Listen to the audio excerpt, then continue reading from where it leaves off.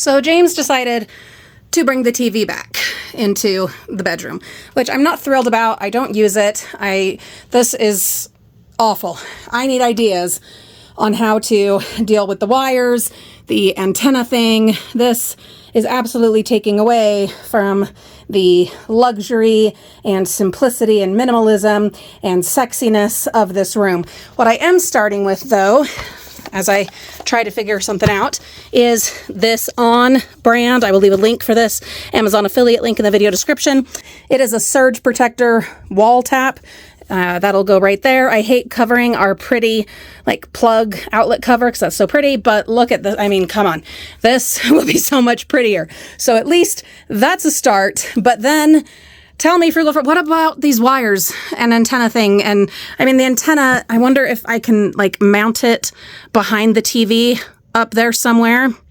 That might be a thing with like some mounting tape. So then at least it's not messing with my closet. But then what about all these wires? I'm putting my chair. I had to do a repair on the chair that I repaired, that I restored. I had to do a repair on that. That's going to go back here along with pillows on it. But there'll still be these god-awful ugly wires and connectors and all this madness. What do I do about that? So that's a tiny bit better, right? Having the chair back with the pillows and then this new cord surge protector, whatever, multi-plug outlet thing. Way better than that hideous thing that we were using, but we still have the wires and the antenna. I would love to have your ideas, suggestions, whatever, in the video, or the video description, the comments. Please do share what you would do. I mean, simplest thing, though still not pretty, would be to, zip tie them all together and at least, put them up against the wall nice and tight.